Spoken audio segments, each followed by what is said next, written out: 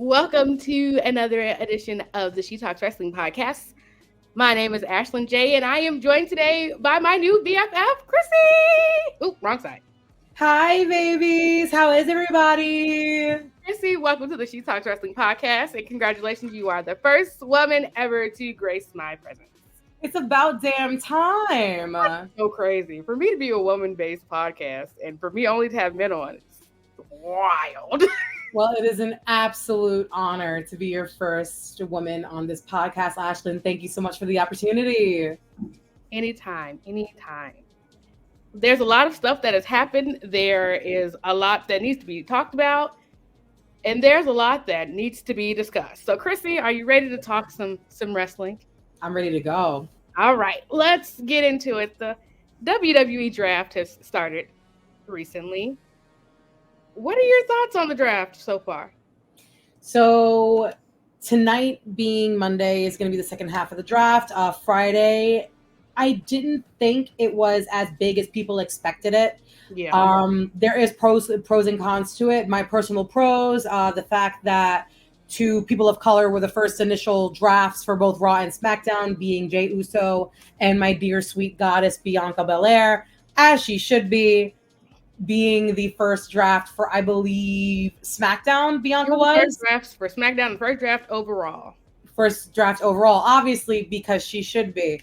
That was amazing. I do appreciate the fact that Carmelo Hayes got called up from NXT in the first round draft for Raw, I believe it was, and ended up getting SmackDown. My apologies. Thank you. Got called up for SmackDown and then ended up having that very impressive match and showcase against Cody Rhodes. I am so proud and happy for Melo for that. But honestly, in terms of fairly big surprises, I would feel like they kind of blew their cover in the first round. And then after that, it was pretty consistent. People that were usually on the roster, I believe, third or fourth round, another woman from NXT got drafted. Goodness, God forgive me, I forgot her name. But Kiana James. Thank you so much. But for the first night of the drafts, it wasn't super overwhelming for me. But then one of my dear friends mentioned that they're probably saving the bigger names for Raw. Yeah. Due to the fact that Raw is the flagship show and also the longer show. So we'll see what happens tonight. Yeah, the draft was, a lot of people that I spoke to said it was a letdown because not a lot of people switched. But where a lot of the confusion came in was like with Andrade and with Braun Breaker. Both signed, I think Braun signed a SmackDown contract and Andrade signed a Raw contract, then they swapped. So it's like, what was the point of having them go through this whole rigmarole of having them sign contracts just to switch almost them? Immediately afterwards, I would say maybe like 2 to 3 months after that big vignette of Nick Aldis and Adam Pearce almost going for a bidding war, specifically to Braun Breaker, as you said, for him to the other brand. Chrissy, I'm losing you, girl. Something happened to your mic. I'm losing you. Can you hear me? Now I can. Okay, there we go. Yeah, it was very odd for me, the fact that they did that very big, almost 2 to 3 week vignette backstage where it was Nick Aldis and Adam Pearce fighting over Braun Breaker for where he was going to end up, just for them to almost immediately draft him to the opposite show. Yeah. But as we were saying beforehand, especially in the IWC, a lot of people have been complaining that things haven't been happening fast enough yet. Mania, we're still in Mania month. WrestleMania happened on the 6th, I think, or the 7th. Like, we haven't even gotten out of April yet. We have to let these things breathe and grow and sink their roots and try and feed themselves to become bigger. So is it as immediately gratifying as we would like it to be? No, but we've been in that era of wrestling beforehand where there was no long-term storylines and everything ended and restarted in 2 week like stamps points, and no one liked that. So now we're trying to do the long-term thing, and now no one's liking this either. So honestly, at the end of the day, I'm just going to watch wrestling and enjoy myself. And I'm personally just going to wait and see what happens. The wrestling community as a whole are very impatient. They want things to happen when they want it to happen, but when things happen too fast, there's an issue. And if it happens too slow, it's an issue. So I've just come to the realization that 85% of the wrestling community will never be satisfied. Insert Angelica Hamilton, Skylar from Hamilton. Absolutely. Absolutely. And we love a theater kid. Let me tell you, I knew I liked you for a reason. I was talking about this last night with some friends that every wrestling fan I've ever met has either been an anime club kid or theater kid or Yeah. both. And so far, I have not been proven wrong. Yeah, that sounds about right. I was the theater kid that dabbled into anime, but that's another time for another conversation. But yeah, I don't know. We'll see. Is there anybody you're hoping doesn't get moved or gets moved? Are there people you're like they need to go here or they need to go there? People that I would really think would benefit. My main concern right now is SmackDown. Raw will always have that grandiose moniker attached to it of being the flagship show, longest Hmm. running consecutive cable television show in history. Raw doesn't need as much help as people think that it does. I personally believe that SmackDown, except when it was in its Paul Heyman era, was always slated as the B show. But I feel like they could do a lot more in terms of entertainment by having it be a more digestible 2 hours than Raw is at 3 hours. So if they play their cards right and book and stack the show correctly, I really feel like it could give Raw a run for its money or even overthrow. Um, Tiffany Stratton is someone who I'm completely enamored with. I love Tiffany Stratton due to the fact that she is incredibly, and I know that you are not a big Tiffany Stratton fan, but my favorite thing is that we are able to disagree and keep it Yeah. moving. Because if there's Yep. one thing I can say about the women's IWC is that we were all emotionally involved and like educated enough to not get so mad at each other to stop Yeah. talking about wrestling. Mhm. Tiffany Stratton unfortunately gets that Mandy Rose Yeah. association. Not that I don't think that Mandy Rose isn't talented. I don't think that Mandy Rose was used to her full potential when she was in WWE. She didn't really start going on a tear until her NXT run, and then unfortunately, personal decisions caused her to not be able to work for the company anymore.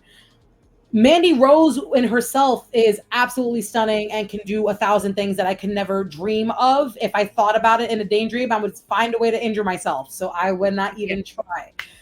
Tiffany Stratton is on that same boat. And I feel like they're trying their best to have Tiffany slowly grow. So she's not immediately being thrown into the title picture. She's doing mid card matches. She's fighting people like Amia Yim. She's going up against, like Naomi. Who's still like upper middle card, but still middle card nonetheless. She's not immediately being thrown into a Rhea Ripley or to a Becky Lynch or to a Charlotte Flair. She did fight Becky Lynch, but it was on her turf on NXT when Becky had went back down.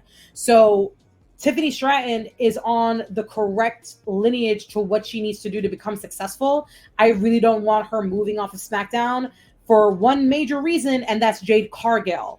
Jade Cargill needs to stay on SmackDown as well. I feel like Jade Cargill can do so much for the women's division, whether or not she stays with Bianca Belair. I feel like she's had enough of a rub with Bianca to be able to get some kind of notoriety that's not just AEW based behind her.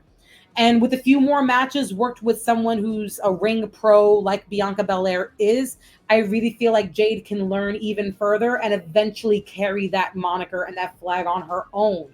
So, goodness forbid, if one day Bianca decides to get switched to Raw, Jade can hold that down. Naomi can also hold that down, but they need time. So Tiffany, Naomi, Jade, I think they all need to stay on SmackDown specifically to get that work in, heavy workhorse intercontinental style work within them. And then once Hmm. they get to that point, they can honestly run the division. And I wouldn't be surprised if that happens. Fair point. I'm just scared that they're gonna break up the big three. We finally got us a big three, and they might take them away from me. But with Naomi and Tiffany being announced for Backlash for that match with Bailey, I don't anticipate them moving them because that would be dumb.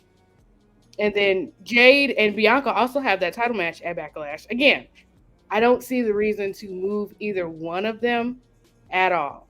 That's just a me thing, but what do I know? You know? What do I know? Consume the products. We don't know what we're talking We don't about. know We're what we're girls. we're girls. We're Girl. girls. We only watch wrestling to see the man with no shirts on and sweaty. Girl, let me tell you, that didn't work out the way my father thought it was, because the first thing I did after I started watching wrestling was get myself a little kindergarten girlfriend. That did not work out the way that he thought it was gonna. I love Here I it. am. Here I am now with pansexual flags all over my house because Stephanie McMahon messed me up from a very young age. Poor dad. Poor dad. He's like, this was not my intention. Not what, And this is not what I planned. this is not a part of the plan. Speaking of not being a part of the plan, we are females in a male dominated situation. Bianca Belair, Naomi, Tiffany Stratton, Bailey, Becky are women in a male dominated sport. It's not like they're in gymnastics like Simone Biles, or that they're in softball, or that they're in track or tennis. They are in something that at one point in time women were looked at as a trophy. We were bras and panties. Now we're main eventing pay-per-views. We are number one draft picks. What do you have to say about the women breaking down barriers in the past few years? We've been breaking down barriers and walls. I mean, I honestly feel in my heart that from the beginning of like catch can wrestling to now, women have always had to break barriers and break glass ceilings only to have the goalpost moved again and the starting line restarted. I just got through starting. I know I'm incredibly late to it, but me and my fiance started watching Glow on Netflix, which is the retelling of how the All Women's Wrestling Association Glow came to be. And these women had to overcome obstacles and break through glass ceilings, and everything seemed like it was going to go well. And then the wrestling boom for women in the 80s ended. And as you said, we ended up going back to being valets and girlfriends and sexual objects that were just visually there to be side pieces to the men. And then Trish Stratus and Lita main evented Raw for the very first time. Women main eventing Raw was a huge deal. They broke down that glass ceiling. The goalpost got moved again. The Divas Championship. AJ Lee had the longest running Divas Championship for it to be given to Nikki Bella. That title was considered a joke because it was pink and it was a butterfly. So again, the goalpost was moved. The Women's Revolution started with Paige and Emma for it to go to the Four Horsewomen with Charlotte and Becky and Sasha and Bailey for them to finally change the titles. And now we're going through a similar thing again with the women's tag team titles, and they're not being taken seriously. And now we are considering maybe doing a women's mid-card belt like they're doing on NXT. The journey will never end for us. No. And that is both something to be proud of because of the resilience of these women in this sport. And also it's a little heartbreaking because it never stops. It will never stop. And all I can do as a fan is just let them know that I want more and I expect better. And hopefully if enough of us yell into this immense void that is the wrestling world, if enough of us are loud enough, they'll hear us. And they have in certain points in history. Becky and Charlotte and Ronda Rousey main eventing WrestleMania 35. I was there in person. I made sure that I was there risking going into debt because if there is one thing that 13-year-old me sitting in my little broke apartment in the Bronx, only getting wrestling through like illegal cable boxes, wanted to see was a main event ran by women, by three incredibly talented women. Mm-hmm. That is something I felt like I owed the child version of myself. If I was going to see nothing else in this world when it came to wrestling, I was going to see a women's main event at a WrestleMania. And God damn it, I made sure that that happened because you never know when it's going to happen again. We didn't get another women's main event for like, I believe a major title till Rhea. Because technically, I'm lying. Bianca versus Sasha. At the 36, I believe. 36, no, wait, 37? I think it was 37. It was the first two-night Mania, and she was the main event of night one, which even still a lot of people didn't consider the main event because they consider the main event of night two. So even still, we're like trying to pick and choose here what we get and what we're allowed and what crumbs we're allowed to eat. But with the women at the helm, like a Bianca Belair, like a Rhea Ripley, like a Charlotte Flair, which I know she has very divided feelings in the wrestling world, but Charlotte Yeah. Flair will not go unseen. Charlotte Flair will not go unheard. Bianca Belair is willing to do whatever she needs to do to make sure that she is seen, because God only knows that if Charlotte Flair works hard, Bianca Belair has to work twice as hard because she's a woman of color. And this is what I need people to understand, is that it's not that these women are not talented. It's not that they're not deserving of these major titles and television time. It's that these companies don't believe that we want it. I believe the last time I checked, 17% of WWE on-screen television time is delegated to women's segments. Oh wow. 17% out of a 3-hour Raw, a 2-hour NXT, a 2-hour SmackDown. God only knows what other kind of social media videos that they run, the PLEs. 17% of that delegated to only women is absolute heresy. So the fact that they have some of the best women in the world on their roster right now, and they are commercial breaks still to a certain extent, is Yeah. absolutely abhorrent. But if there's anything I am willing to give Paul Levesque is grace, because after the mania that we've just all experienced together, I've never been more emotionally invested in a wrestling event in my life, and I can say that wholeheartedly. So I hope and I pray and I keep my fingers crossed that if it's not for my generation, it's for the one that comes after me, where it's 50-50 booking and it's 50-50 main events. Because I personally Yep. do not feel like it's hard to have an all women's main event night 1 of Mania and then an all men's main event night 2 of Mania, or switch it, whatever you need to do. It is doable. Literally, when I was a kid, the rule has been this way always, that the winner of Royal Rumble gets to main event WrestleMania. I was just about to bring that up. I was In just your It's in one thing WWE is known for is forgetting their own content and forgetting their own origin stories. yeah. Um, it's in your textbooks that the winner of Royal Rumble gets to main event, specifically WrestleMania. Not go for the title, it's main event for WrestleMania.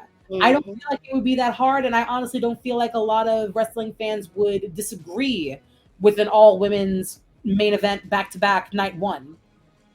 Worst comes to worst, just to get it out of the way for the people who really don't care. Yeah. But it is indeed doable. We just have to make sure that we are loud enough for them to hear us. They literally gave R-Truth a WrestleMania winning match with a title attached, because people have grown to love R-Truth more and more throughout the years, and it's like giving the Oscar to the movie star a few years too late. Yeah.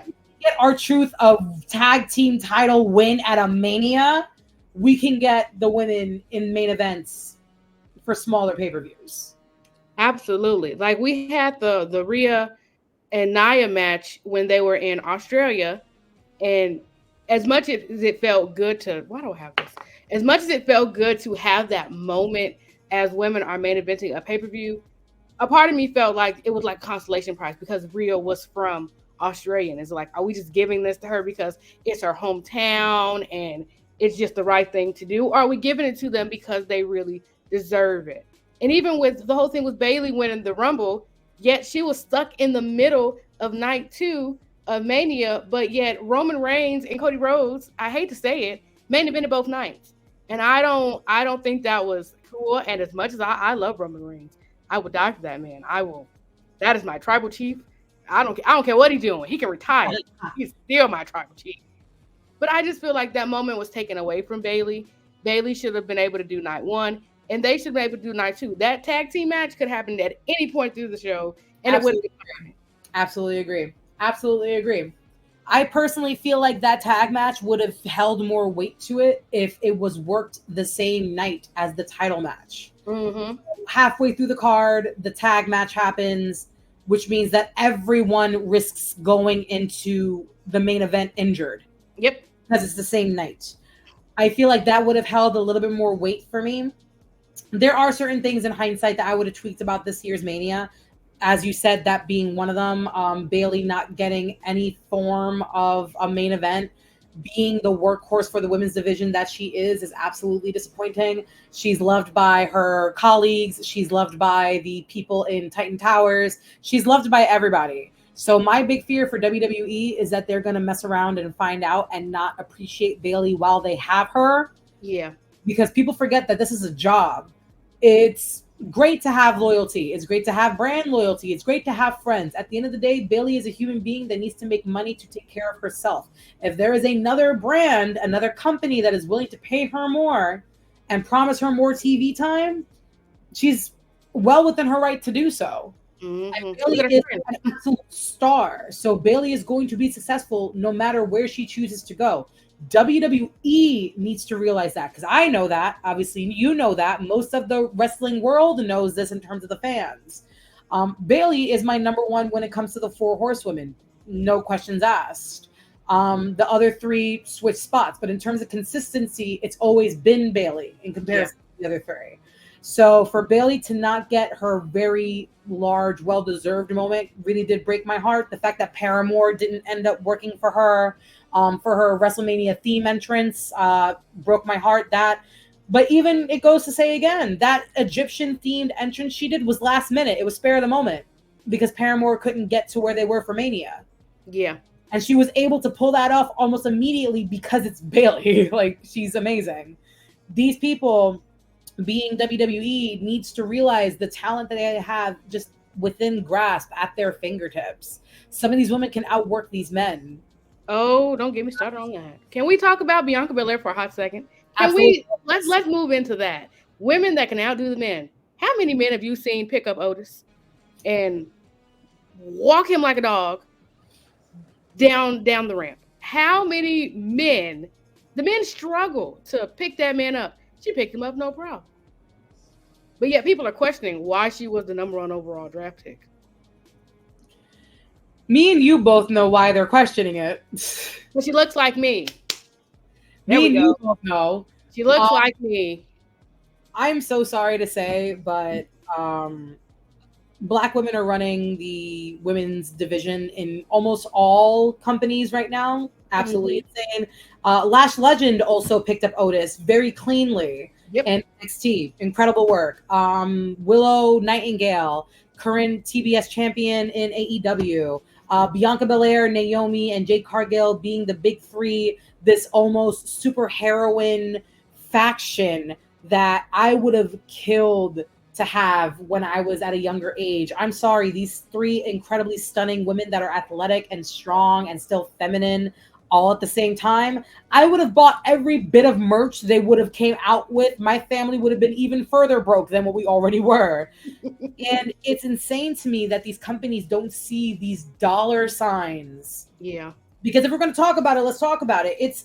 They think that these things won't sell. That's why they don't have women's merch sold during the major pay-per-views. I went to AEW for Dynamite in January, and not a one piece of women's merch was sold at the tables. You're kidding. Not a one. And I'm sorry, I would buy a Toni Storm t-shirt with immediacy.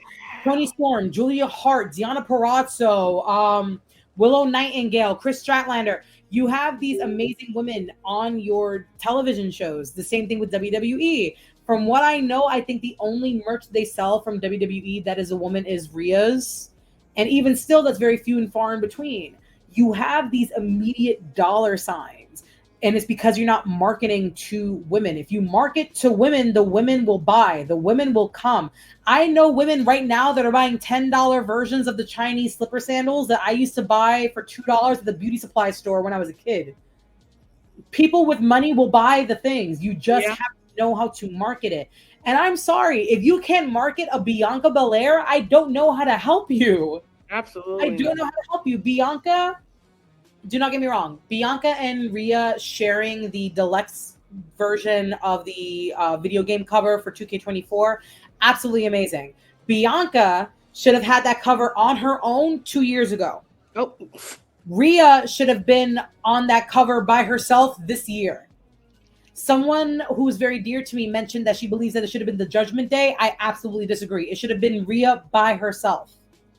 My personal opinion, it should have been Rhea by herself for one of the covers, It should have been Roman by himself for one of the covers because of his legendary run. And then it should have been Bray Wyatt for the like finale 40 years of WrestleMania version, whatever that cover was called. That one should have went to Bray. My personal opinion.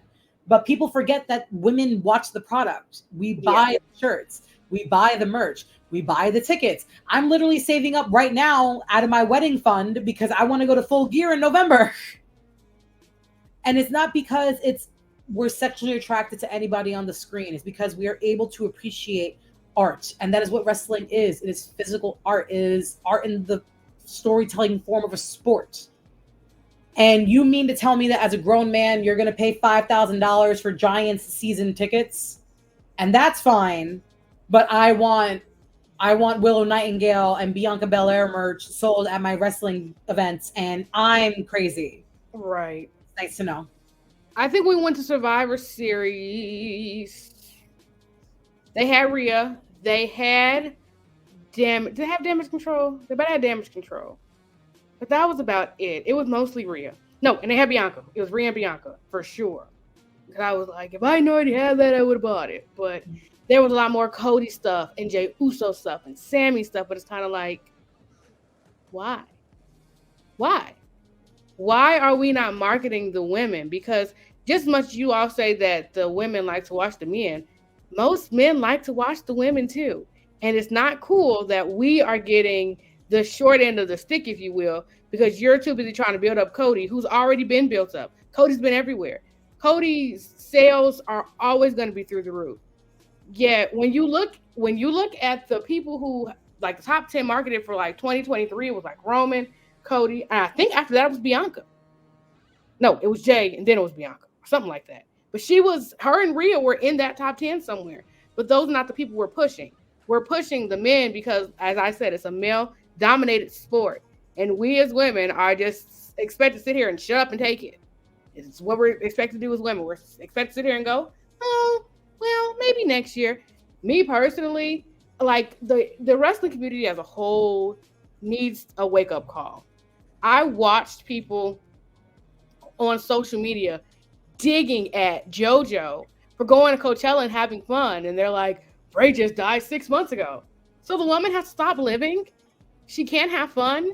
Do you go through that? It's absolutely insane. It's absolutely insane. Atrocious. It's very similar to what happened with Samantha Irvin recently, where goodness forbid someone gets emotionally invested in the job that they absolutely adore and shows emotion, and that's a problem. But I forget, Howard Finkel has cried on camera multiple times, but when he does it, it's seen as stoic and respectful, that a gentleman would be so overcome with emotion that he has no other choice but to cry. It's very similar as someone who is, as we were talking about beforehand, most wrestling fans are either theater kids or anime kids. It's a saying used for musicals that when you can't express yourself anymore, you sing. When you can't sing anymore, you dance. When there's too much emotion in you, it has to come out somehow. Absolutely. When it happens with a man, it's seen as him showing his emotionally intelligent side, and it's a benefit for a man to be able to cry. At least when it comes to women's crowds. Like, I'm very aware of the fact that I love the men in my life because they are very emotionally aware of themselves. It's seen as a benefit. But when a woman does the same thing, she's too emotional. She's overreacting. It's too much. But then if she's cold and doesn't emote, you call her Lillian Garcia, and then you didn't like Lillian Garcia either way. So at the end of the day, what women need to do in this wrestling space and in most male-dominated spaces is just do what they were going to do anyway.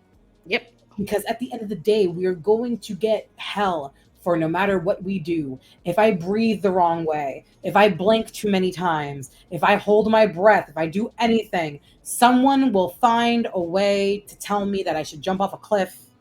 And at the end of the day, if I'm going to jump off a cliff, it's going to be because I wanted to do it, not because someone else told me to. So with the women like Rhea, with the women like Bianca, and go specifically for Rhea and Bianca, that, as you said, they were in the top 10 sales in terms of superstars for WWE. They were in the top 10 sales without them being marketed. Isn't that crazy? That's wild. Fans got them out there. Rhea with all her little baby gay thirst edit traps on TikTok. Let me tell you, I've never met so many people having their sexual awakening at the same time because of Rhea Ripley.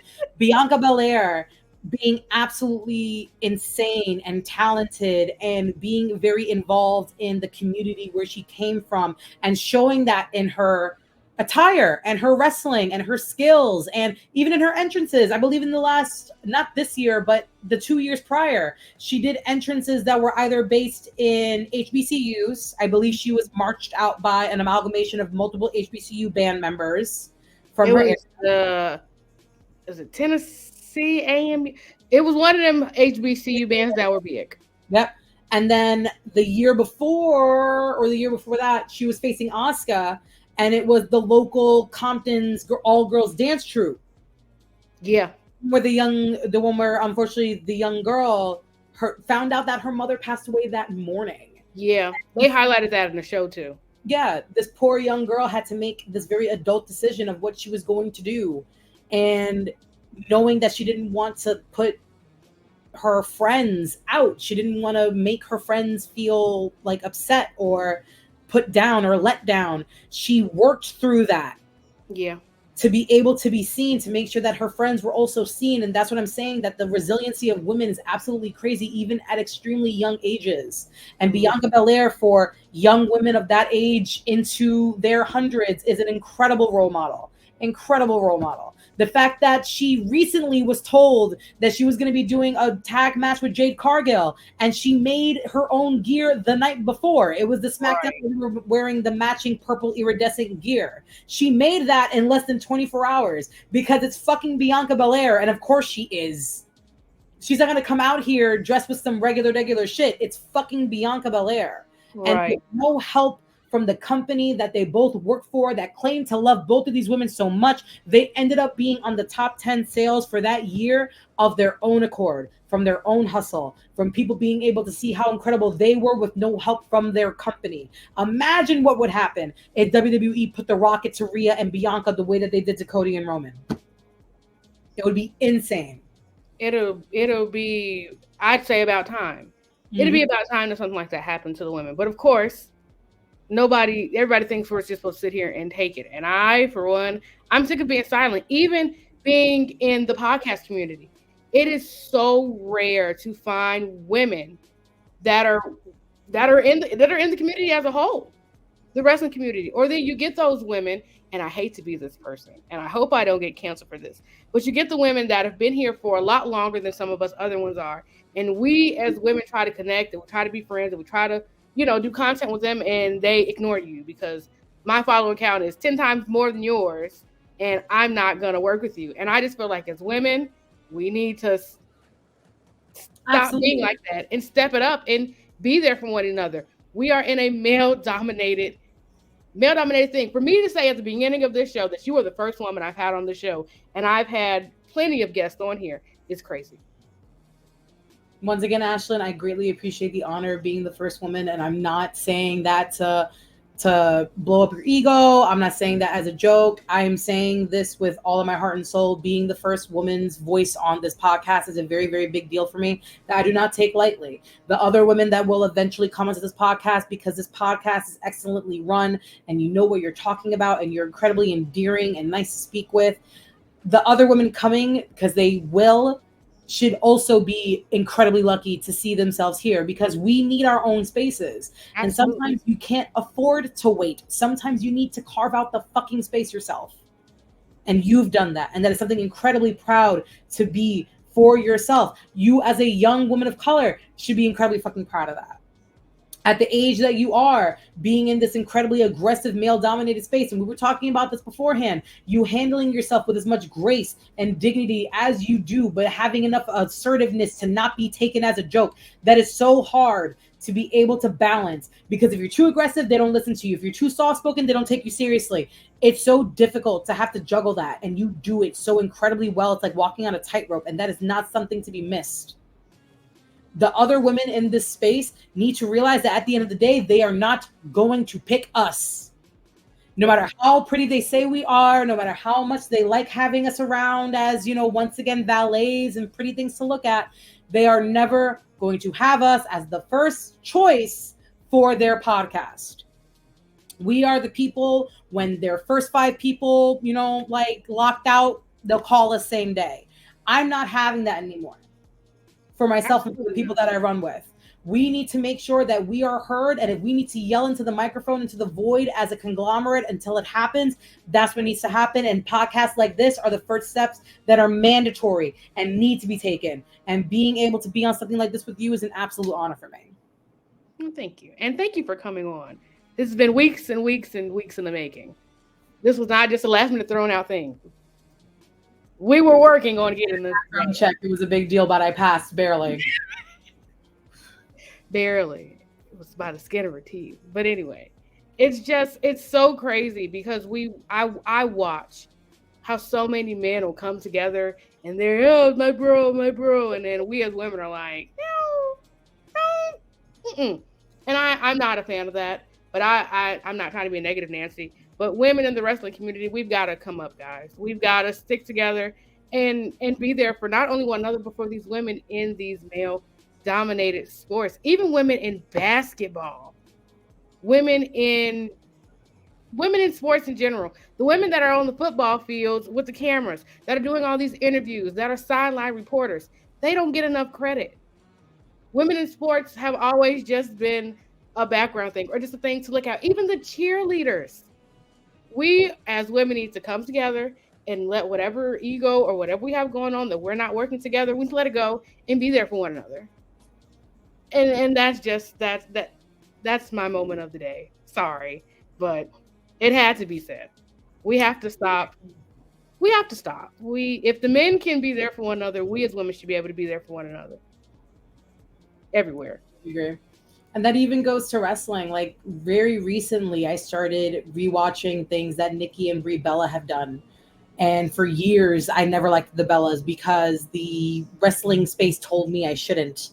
The men in the wrestling space were like, oh, well, that Total Divas show is stupid. The Bellas are stupid.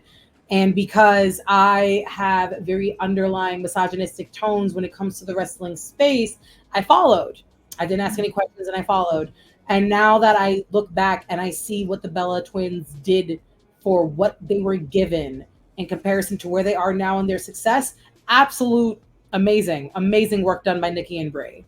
When they showed up as women who wanted to be soccer stars and they showed up for Diva Search and it ended up working for them. But having that Diva Search moniker attached to you doesn't make you be taken seriously. So you have to fight through that. You have to do twin magic. You have to do 1,000 things and hope it sticks. And they managed to keep themselves at the forefront of the mindset of the wrestling fans around the world. And it was terribly hard for them to do. And they managed to do it for years.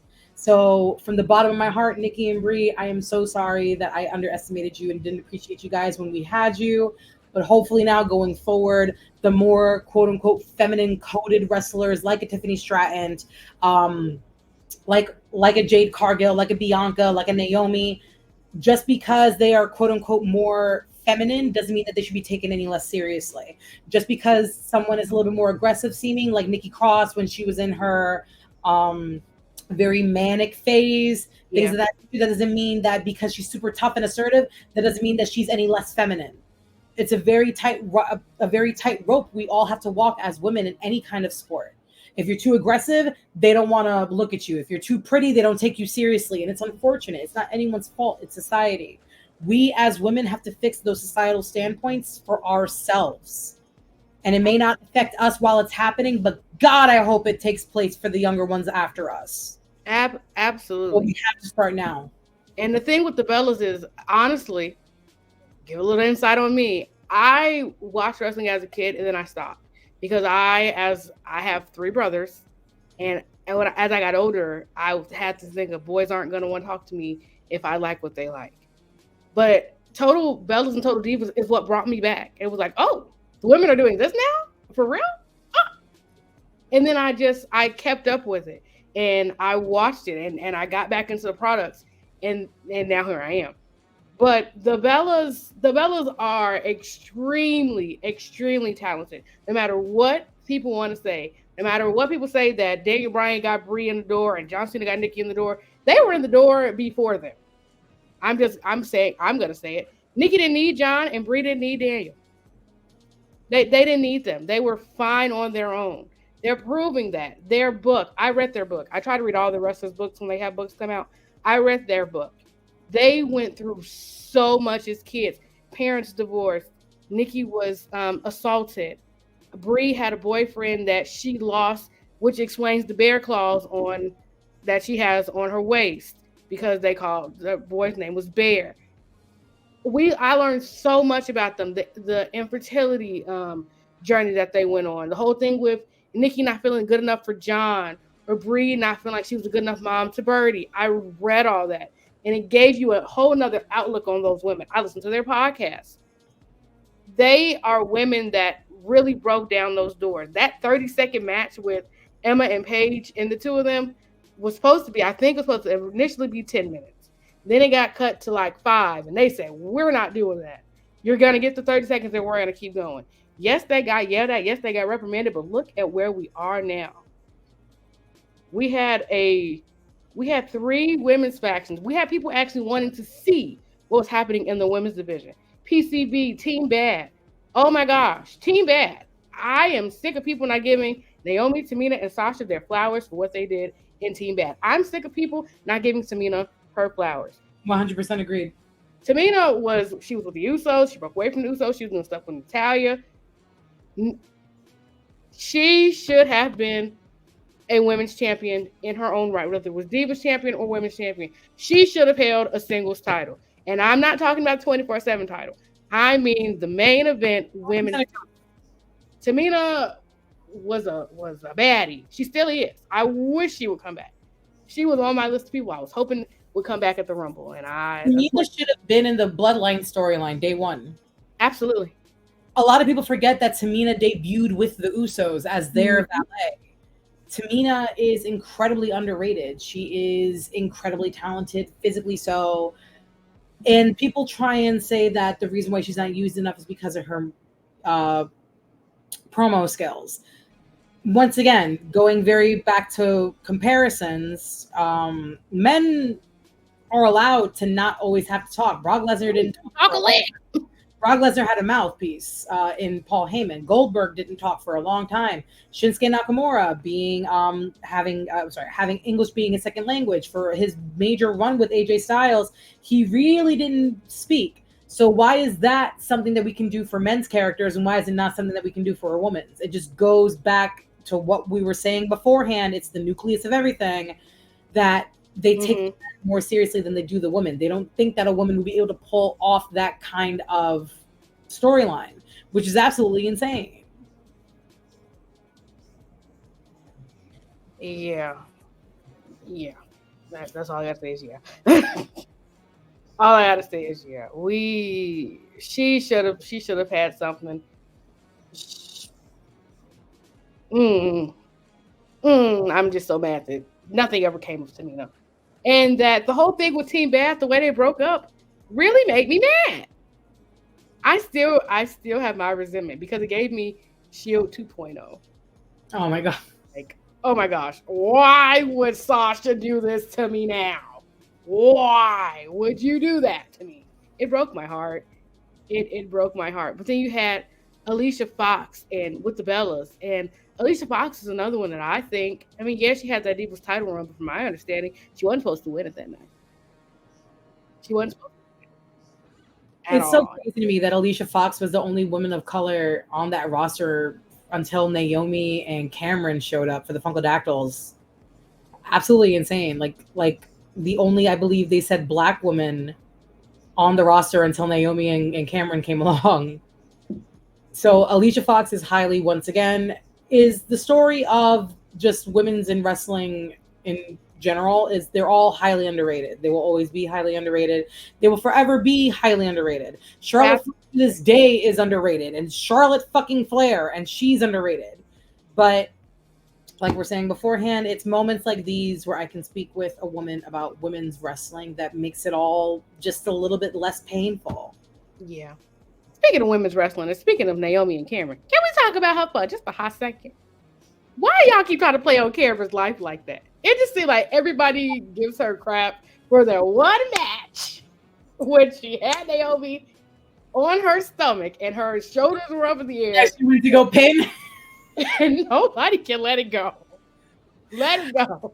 I like the memes. I like the memes that came out of it. Someone said she doesn't, someone put Cameron in like the 007, like James Bond Oh, Jesus. poster, and instead of it saying Skyfall, it said Pinfall. That was funny. I thought that was good. And I feel like being in wrestling, you do have to have a fairly little bit of thick skin because, you know, like one botch and you're on Botchamania on YouTube for the rest of your life. Absolutely. But once again, if it was a man, it would have been like, oh, haha, like 2 weeks later, and then it goes. Because it's Cameron, people are still talking about it. I'm like, oh, she's not even wrestling anymore. Can we move on? She actually started her own company. I'm proud of her. Called Pound Town. Because, What's it called? It's called Pound Town. Y'all, listen. Listen, I said help women, but not like that. Wait a minute. Yeah. It's literally called Pound Town. I was like, here's lines. We need a new name. But she's highlighting women, and she highlighted Sunny Kiss. And I love Sunny. Sunny was in AEW. I don't think he's been anywhere else, but Sunny Kiss is trying to find his way to where he fits. And I hate that as a community, as women and as African Americans, that we give Sunny Kiss a lot of crap. It's unfortunate because it's very much, it's a mixture of the fear of the unknown when it comes to sexuality. It's the fear of, you know, having a person of color at the top of the card, someone who's effeminate at the top of the card. And people are like, oh, they're not ready for that yet. They're not ready for that yet. I'm like, y'all had Sable with handprint stickies on her tits. Hello. In the Attitude Era, and that was fine. But Sunny Kiss comes out here just, gay and fully clothed, and that's a problem. A little lip gloss on, and y'all just having a field day.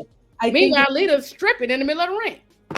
It's the feminine of it all. It's the femininity of it all because Anthony Bowens is gay from the Acclaimed in AEW. And people love Anthony. Oh, yeah. People love Anthony, but he is not that version of what people would consider homosexual. He's something that's more palatable.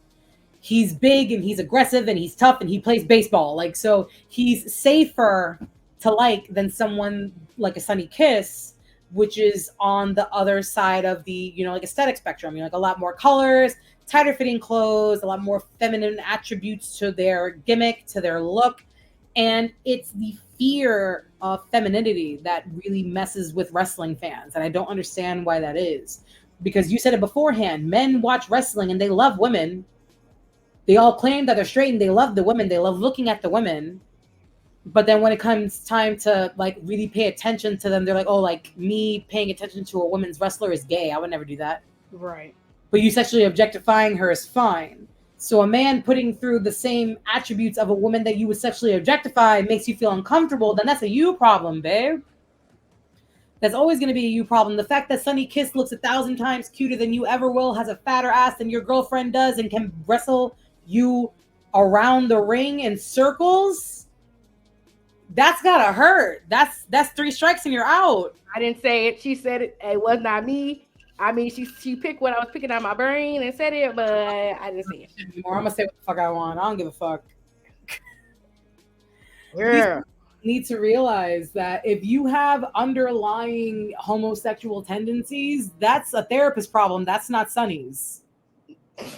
It's very similar to men who say that they want, I wish I had a girlfriend that likes anime and wrestling. And then they find a girlfriend who's like, oh, I like anime and wrestling. And then they're like, but then what was Hulk Hogan's last 3 matches in Japan? If you can't answer that, you're a fake fan. And I'm like, do you want to, God, forgive me for my mouth. You want to fuck her or not? Like, let's just be real honest here. So, Grandma, if you're watching, turn it off. it's not that you can't find these people, it's just that you have an inferiority issue.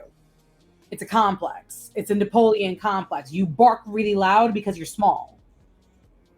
And that's what has been keeping people like Sunny, like the women, down, is people that just can't accept change. Yeah. And I'm so sorry to tell you, if a couple black girls at the top of your card on WWE is going to give you the fucking heebie-jeebies, I'm really sorry to tell you for what's coming. Lash Legend is nasty, wild. She's gonna cause a ruckus. A part of me wants her to get called up today. Lash Legend to come up. That entire faction is wild. Noam Dar coming out dressed how he be dressing sometimes. What? Oh my God. Seth Rollins coming out in these artistic fashion pieces that are not just regular ring gear and making people feel uncomfortable because it's something that they're not used to. I'm so sorry to tell you, wrestling is going to change in the next 5 years. It is. Your favorites are not going to look like your favorites anymore. They're going to look a little darker. They're going to be a little bit more feminine. They're going to have a little bit more estrogen attached to them. Mm-hmm. And they're going to be those lower mid-carders that are now jettisoned toward the top. Look at Sami Zayn. Look at Sami Zayn. Look at Gunther. Has done things. Gunther, Jey Uso, going from someone that no one could tell the difference between him and Jimmy in terms of being twins, where it's now painfully obvious who's who and just how good they both individually are. Solo Sikoa showed up. Tama Tonga is now in the mix. Roman Reigns going from someone that was like fairly okay in NXT to having to, like, he needed the shield. Roman needed the shield. Yeah. And he was finally able to be himself and let go. And we got one of the craziest wrestling runs, title runs in history. The wrestling landscape, your top 5 favorites are not going to be your top 5 favorites in 5 years. Nope. That's if you are willing to accept change.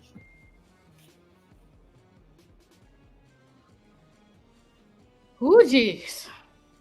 They are not ready. They are not ready. And people are blowing me up to tell me the Damage Control is on Raw. Didn't we just say Damage Control is on Raw? Didn't we just say it would make no sense? But then again, girl, it's WWE. Some things should just make fucking sense. Damage Control is on Raw. They done separated. That's another one. That's another one for me. You have Kana and Kairi Sane, and you don't know what to do with Kana and Kairi Sane. Especially with this, like, I'm sorry, with the way that Damage Control has been looking lately, like cyberpunk Bratz dolls, I would buy a Damage Control shirt so fucking fast. Mm-hmm. But they just don't market to women. They don't. I'm still waiting on Naomi, Jade, and Bianca to have a shirt.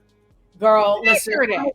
Speaking of shirts, me and my friends have an Etsy shop, so we'll put in that request for you, and I'll run the designs by you. Because that's another thing too. Even in terms of wrestling merch, like, we're not seen. Women of color don't get a lot of merch. Women in general don't get a lot of merch. So now, what do I have to do? I have to make the merch my fucking self with my friend Brian BC. He's amazing. Think Design Print. Please go to his shop. He has amazing things. Yeah, like, we have to make the fucking shit for ourselves now. We're literally working on a line right now that's just based in Latino style wrestlers and luchador style wrestling. Because we don't see it, so we have to make it. I need an extra large. 2 of them, actually. I got you, girl. I got you. Sign me up. But that's a hot mess shame that we have to go through stuff like that. And we have that I do. But yes, Damage Control. By the time you're watching this, the whole draft will be over. But Damage Control. By the time we're recording this, Damage Control is on Raw. Jade is on SmackDown. Kevin Owens is on SmackDown. And Gunther and just Ludwig, not Giovanni. Giovanni didn't get drafted. The graphic shows Gunther and Ludwig. Giovanni's gonna be like a Twitter, like, oh, like, that's where he got drafted. Wild, isn't it? My God. Mm-hmm. Listen, I love Paul Levesque with all my heart and soul, but there's still a lot of Vince in WWE right now that needs to be rinsed out. So I'm giving it another 2-3 years before it's fully Paul in the seat. Yeah. You can tell that Sean has full control of NXT. It's very painfully obvious that Sean has full control of Oh, NXT. absolutely. Look You who's the know NXT champion. exactly. You know for a fact that Paul doesn't have full control yet. It's in the We're works, getting there though. but not yet. But we're getting there. Also, speaking of NXT, my dear sweet baby Trick Williams, congratulations! I love you. I don't care what Joe says about you. I don't care what Hot Take Wrestling says about you. We love Trick Williams in this household. I will always love Hello.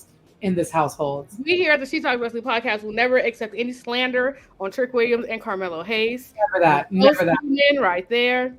I want. I really fully believe that Trick Williams and Carmelo Hayes have the possibility of having Shawn Michaels Triple H style storylines for the rest of their lives. Yeah.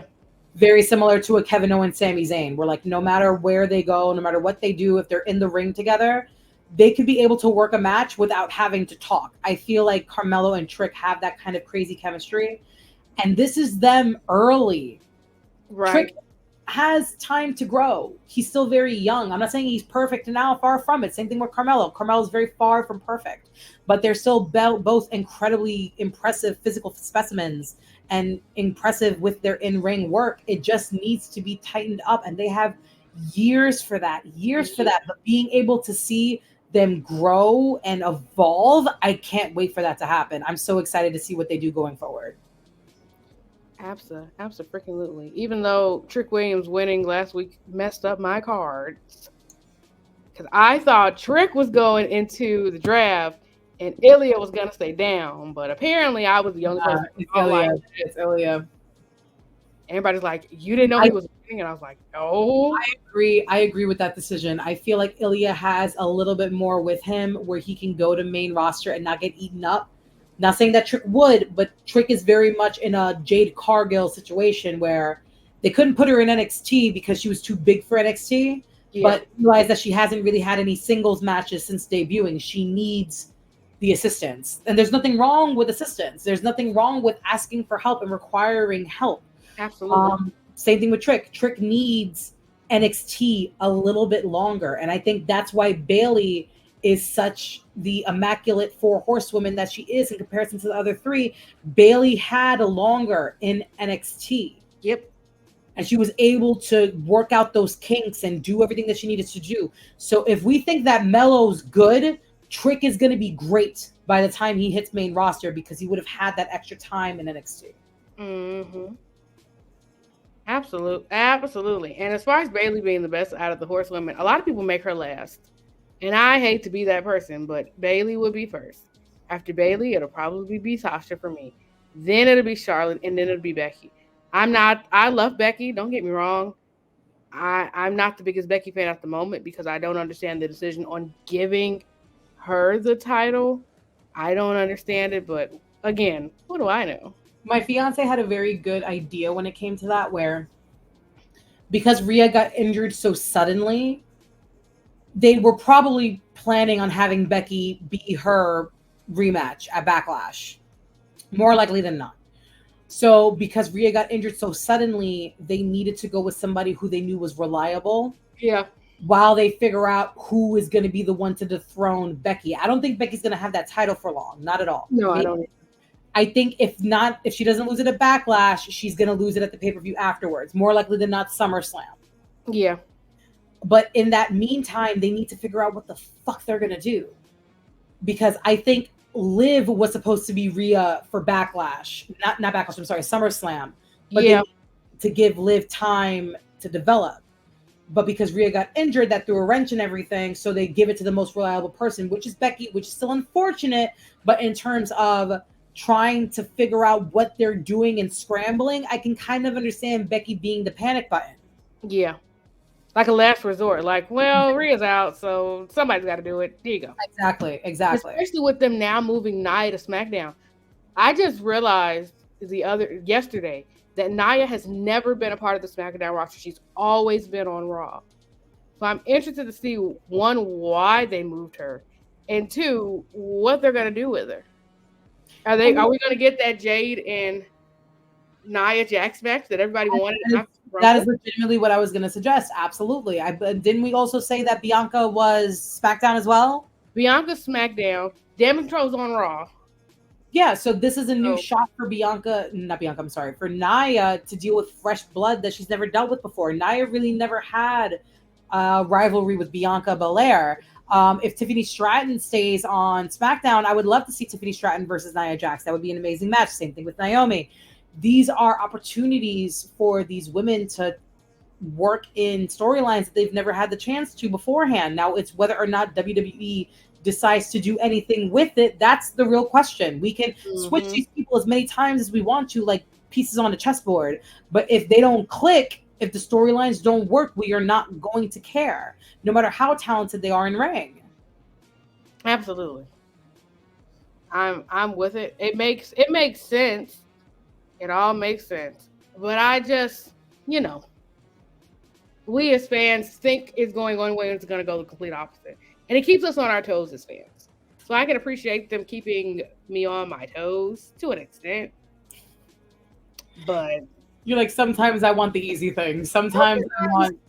just put the title, oops, put the title on Liv. Just put it on her and see what she's going to do.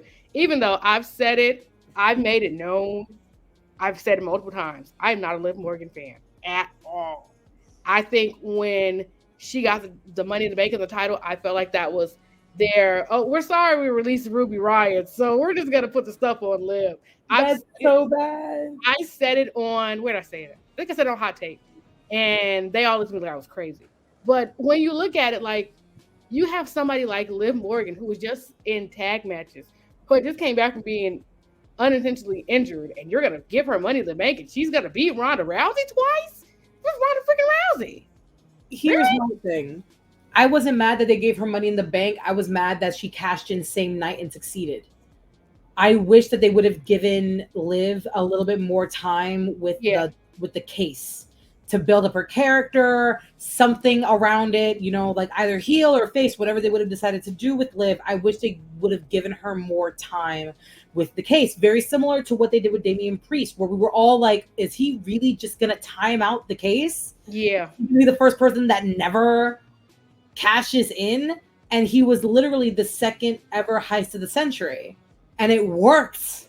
It And was it worked. a great moment. It was everything I hoped it was going to be, plus some. I cried. I cried. When it happened, because of course you're like in the moment. Here I was at work. I was at work stocking shelves with WrestleMania in my pocket, and I'm like, okay, Drew just won, yay! Why are you taunting CM Punk? What are you? Get out of And you're like, man, like they really staying on this camera angle for like 10 minutes. He's been out here a while now, hadn't he? What is he doing? And then when Punk got up, I said, Damien's gonna come out. I said, if Damien don't come out, don't give Damien throw the whole case away. throw the case away. Because he had held it for so long. But in that same moment, it's like I said, I'm sitting there going, Drew, get out of there, bro. Leave CM Punk alone. Man has got his arm injured. He ain't got time for you. Then He took off that brace and he beat his ass with it. That made my night. I don't care what anyone says. I don't agree with CM Punk, Phil Brooks' business decisions, but like CM Punk as like a spirit, as like a person, I fucks with Phil Brooks. I do fucks with Phil Brooks. I do. I love his stupid vampire bat looking dog, Larry. I am still hoping that him and AJ call me so I can be the third in their marital relationship. Oh, girl, I got plans. And they're all in motion. But CM Punk, like off hours, I can fuck with Phil Brooks. And just seeing him blow a kiss to Drew McIntyre's wife right before Damian Priest's music hits is one of my favorite visuals of that Mania, because it's the same kiss that he blew to Vince when he took that title out of Chicago and left. Yeah. And I love those things. I love when wrestling promotions remember their own history and their own storylines. And that little visual of CM Punk blowing that kiss to Drew McIntyre's wife made the entire night for me. So it reminded me of the moment when he came back in Chicago, and I tell the story all the time. I was there. Now he came back, I was there. And we were waiting on Mike Rome to be like, "Thank you, Chicago. Be safe." And we looked, and I You're was like, like, man, they still haven't said anything yet. "Still sitting here. Like, what's going on?" And nobody around us moved. But Phil, who is Philly T, who is the Blueprint, whatever you know him as, my boyfriend's sitting next to me. He's like, "You see security kind of moving around towards the doors?" I said, "Yeah. What's going on?" And that music hit, and the Billy be going, "What's going on?" And we were dumbfounded. Of course, I'm 4'10". We weren't elevated at all, so I couldn't physically see. Girl, I'm fighting people. You better than me. I'm cracking heads. I'm so sorry. Waiting on him to get on the jumbotron. My videos on TikTok of me hollering. It was a crazy moment. Poor Joe. I know Joe can't stand Phillip Brooks. I know he can't. Joe, we know you're watching this. You gotta let it go, dude. You gotta let it go. You both are from the same area, the same vicinity of the Windy City. Get your life. We have other people we should be hating, like Vincent McMahon, not CM Punk. We should be hating Vincent McMahon and John Laurinaitis right now, not CM Punk. I'll always have hate in my heart for those people. I swear to God. I did a podcast once where it was You Book Your Dream Mania.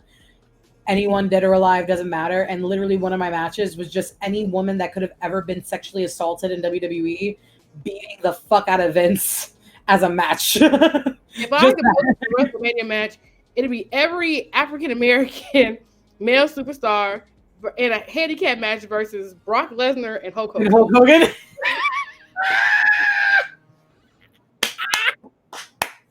I'd pay money. I'd pay money out of pocket. I'd income taxes, girl. Anything. Any promotion. So get Swerve over there too. WWE Forbidden Door, but just for racism. If you're black and you're a wrestler, just come on back. Oh man. Even Top Dollar can come on back too.